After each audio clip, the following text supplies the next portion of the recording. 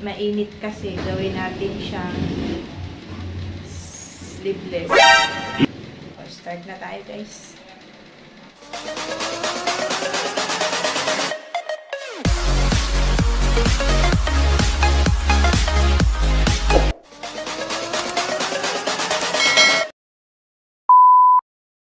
Hi guys! Kumusta kayong lahat? So, andito na naman ako guys para magbigay sa inyo ng tips and tutorial. Ngayon guys, ang ituturo ko sa inyo ay kung paano mag-DIY kasi meron tayo ditong jacket guys. Ito para sa anak ko, bigay sa kanya ng ninang niya.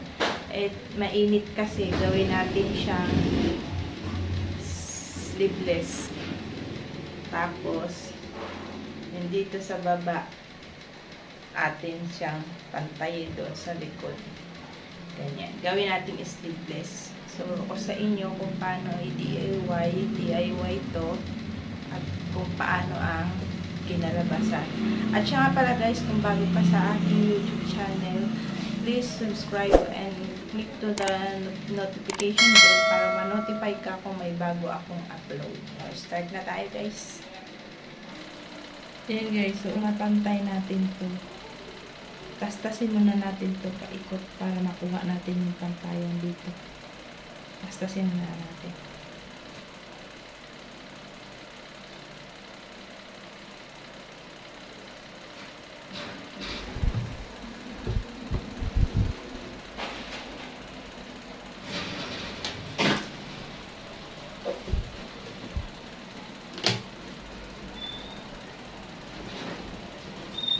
Pantayin natin yung kilikili. Tapos, kuhanin natin yung pantayan. Maglagay tayo ng marking dito kung saan tayo tatabas. Walang pang marking kaya ginupitan ko na lang. So, yan. Yung guhit na to, pwede na natin tong kuhaning pantayan.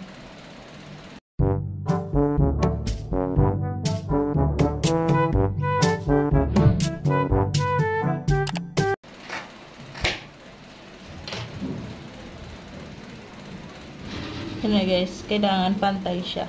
Dito. Pantay siya dito. Saka dito. Ngayon, natabasan na natin. Dito naman, babawasan natin yung sleeve. Tanggalin natin yung sleeve niya. Kunin ulit natin yung pantayan dito. Kailangan pantay yung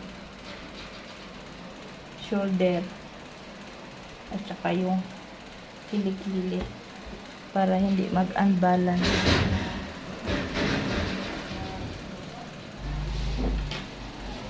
Ngayon, tatanggalin natin to. Siguro mga dito lang. Tanggalin natin yung sleeve.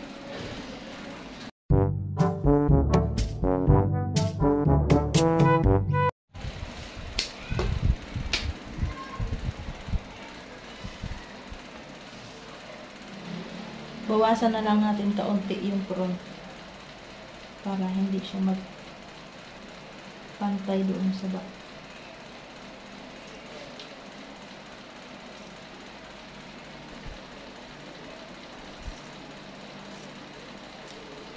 Yan na guys.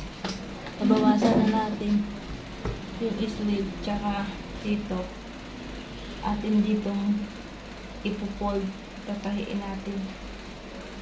Ngayon guys, atin siyang i-fold dito.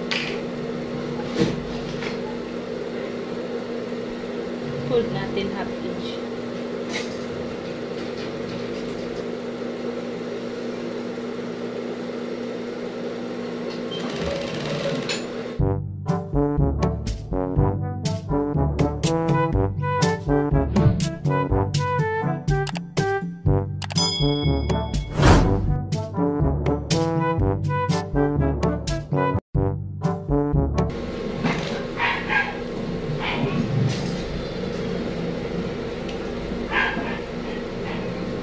Okay na siya, guys.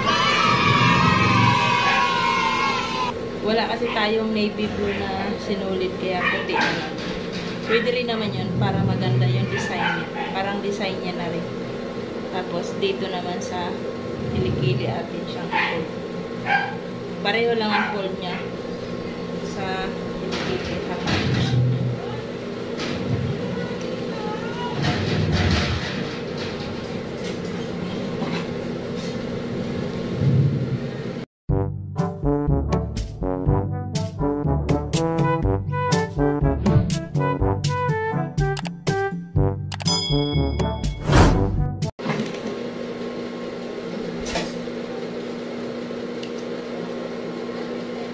Kung ang ginawa natin dito sa kabila, ganun din dito sa kabilang kilikili.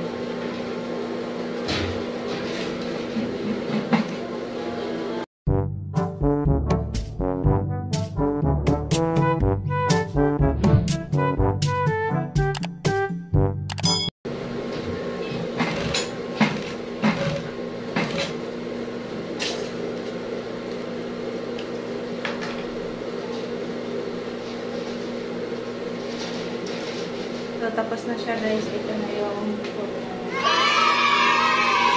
mamaya, papasukat ko sa anak kung ano may tsura. Sakto pa sa kanya.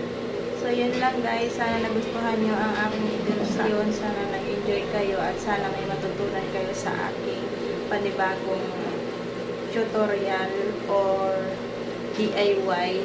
Sana matutunan nyo kung paano at sana magkaroon kayo ng idea sa itinuro ko. So, yun lang, guys. Maraming salamat. Bye-bye!